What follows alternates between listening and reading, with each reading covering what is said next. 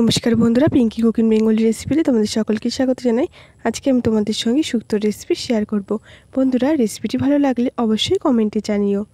শুক্তো বানানোর জন্য সব সবজিগুলো আমি কেটে ধুয়ে নিয়েছি। আর শুক্তোতে দেওয়ার জন্য এখানে আমি একটা মশলা বানিয়ে নিচ্ছি। এখানে আমি মৌরি নিয়ে নিয়েছি 1 চামচে, আর 1.5 চামচের মতো আমি এখানে রাঁধুনি নিয়ে নিয়েছি। মৌরি আর রাঁধুনিটাকে শুকনো খোলায় আমি ভেজে নিচ্ছি। শুকনো খোলায় আমি ভেজে নিয়েছি, খুব সুন্দর একটা গন্ধ চলে এসেছে। এবার নাবিয়ে কড়াতে আমি সর্ষের তেল দিলাম। আর এই মৌরি আর রাঁধুনি কিন্তু আমার এখানে নাবানো হয়ে গেছে। এটা আমি ছোট্ট হামল দিষ্টির মধ্যে দিয়ে দেব। দিয়ে ভালো করে কিন্তু মিহি করে গুঁড়ো করে নেব। গুঁড়ো করে নিয়ে চাপা দিয়ে রাখবো যাতে গন্ধটা উড়ে না যায়। কড়াতে তেল দিয়ে দিয়েছি, তেলটাকে আমি গরম করে নিচ্ছি। সবার প্রথমে এখানে আমি বড়ি ভেজে নিচ্ছি। বড়িটাকে লাল লাল করে ভেজে নিতে হবে। লাল লাল করে ভাজা হয়ে গেছে, এবার আমি বড়িগুলোকে তুলে নেব। তুলে সবার প্রথমে আমি পটলটা ভেজে নিচ্ছি। লম্বা লম্বা করে কিন্তু বন্ধুরা আমি সব সবজিগুলো কেটে নিয়েছি। পটলটাও কিন্তু লম্বা করেই কেটে নিয়েছি। পটলটা এবার লাল লাল করে ভেজে নেব। দেখো বন্ধুরা, লাল লাল করে কিন্তু পটলটা ভাজা হয়ে গেছে। এবার আমি পটলটা তুলে নেব। যে সবজিগুলো খুব বেশি ভাজা হয় না সেই সবজিগুলোই কিন্তু আমি সবার প্রথমে ভেজে নিচ্ছি। এবার আমি উচ্ছেটা দিয়ে দিলাম। উচ্ছেটাও কিন্তু বন্ধুরা আমি ভালো করে লাল লাল করে ভেজে নেব।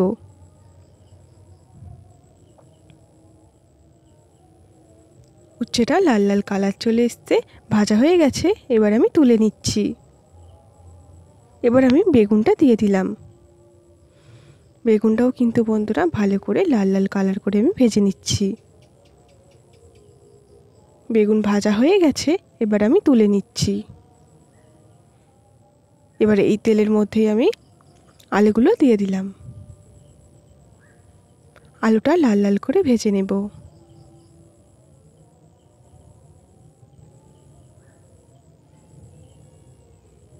আলুটা কিন্তু হালকা লাল লাল কালার চলে এসেছে। এবার আমি কলা আর গাজরটা দিয়ে দিয়েছি, দিয়ে লাল করে ভেজে নিচ্ছি।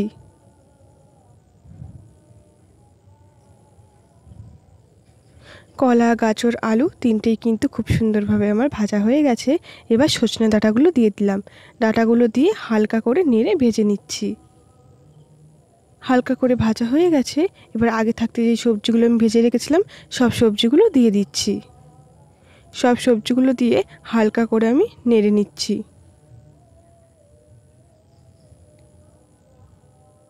হালকা করে নেড়ে ভাজা হয়ে গেছে। আদা বাটা দিয়ে দিলাম, জিরে, ধনে আর স্বাদ অনুযায়ী নুন দিয়ে দিলাম। সামান্য অল্প জল দিয়ে দিলাম যাতে মশলাটা পুড়ে না যায়। এবার ভালো করে কিন্তু মশলাটা আমি কষিয়ে নেব।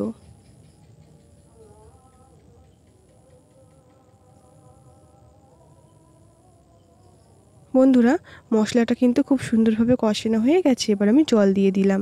সব সবজিগুলো সেদ্ধ হবে সেই বুঝে কিন্তু জলটা দিয়ে দিয়েছি।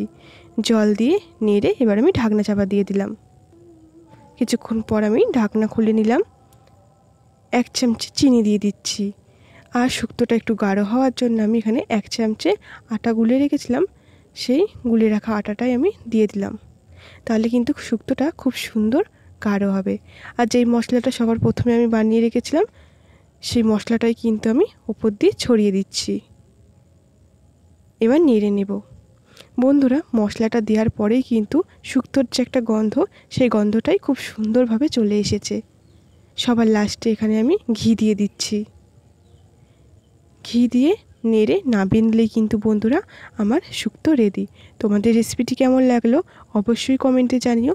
ভালো লাগলে আমার ছোট্ট চ্যানেলটাকে সাবস্ক্রাইব করে আমার পাশে থাকার অনুরোধ রইল।